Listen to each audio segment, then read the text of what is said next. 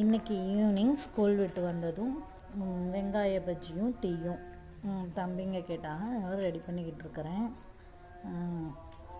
ஏதாவது முடிஞ்சால் ஏதாவது செஞ்சு கொடுக்குறது, இல்லை அவங்களுக்கு பிடிச்ச மாதிரி சாப்பாடு இருந்துச்சுன்னா சாயங்காலம் ஸ்கூல் விட்டு இருந்தால் சாப்பாடு சாப்பிட்ருவோம். எதுவும் பிடிக்கலைன்னா இது கேட்பாங்க. மீஷோவில் வாங்கினது ப்ரைஸ் ஓகே தான், நல்லா இருக்குது. நமக்கு பிடிச்ச மாதிரி காய்கறியில் இப்படி நறுக்கிக்கலாம், ஈஸியாக இருக்கும். வெங்காயம்லாம் அருவாமனையில் நறுக்கிறப்ப எரியும். இதில் சன்னு சீவிட்டோம்னா கண்ணில் தண்ணியும் வராது, ஈஸியாகவும் இருக்கும், வேலையும் சீக்கிரம் முடியும்.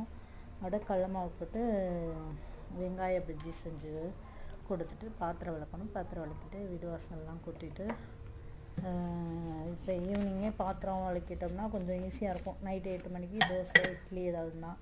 மதியானம் வச்சு சாம்பார் இருக்குது, அதை வச்சு சாப்பிட்டுட்டா வேலை முடிஞ்சிடும்.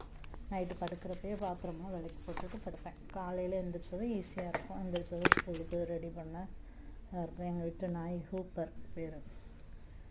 வெளியிலே படுக்காது, வீட்டுக்குள்ளேயே தான் ஓடியாரோம். நாங்கள் வெளியில் ஓட்டுக்கொட்டை இருக்குது, அதில் படுக்க சொன்னால் படுக்காது, வீட்டுக்குள்ளே தான் ஓடியாரணும். இது வந்து படுத்துக்கிறோம். பாத்திரம் விளக்க போகிறேன்.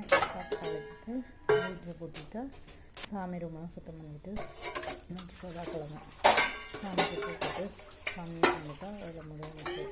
அப்புறம் உட்காந்து ஹோம்ஒர்க் பண்ணுவோம். 6 to 6:30 7:30 வரைக்கும் ஹோம்ஒர்க் முடிச்சுட்டு ஒரு அரை மணி நேரம் விளையாட்டு. 8 மணிக்கு சாப்பாடு கொடுப்பேன்.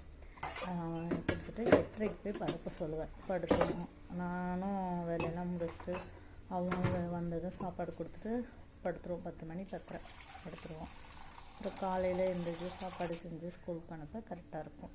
நைட்டே எல்லா வேலையும் முடிச்சுக்கிட்டோம்னா நமக்கு காலையில் கொஞ்சம் எந்திரிச்சதும் சமையல் வேலை பார்க்க ஈஸியாக இருக்கும்.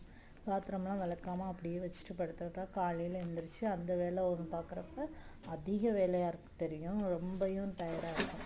இப்படி நைட்டை எல்லாம் முடிச்சுட்டா நமக்கு ஈஸியாக இருக்கும்.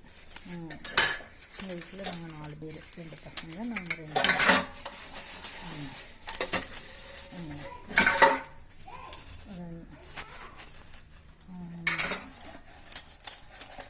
பாத்திரம் வச்சுட்டு பால் அடிச்சு வச்சுட்டு வீடு வாசல்லாம் கூட்டிட்டு பஜ்ஜி போட்டு கொடுத்தா செடி வச்சுட்டு கூப்பிட்டா சாப்பிடுவோம். கிரிக்கெட் விளையாட போயாச்சு. பக்கத்தில் ஜி வச்சுருக்கு, அங்கே போய் கிரிக்கெட் நான் கூப்பிட்டதும் வந்து டீயும் ஸ்நாக்ஸும் சாப்பிட்டுட்டு ஹோம்ஒர்க் பண்ண உட்காந்துருங்க. ஹோம்ஒர்க்கு அவங்களே முடிச்சிடுவாங்க. எழுதுகிற ரைட்டிங் ஒர்க்கெலாம் முடிச்சிடுவாங்க.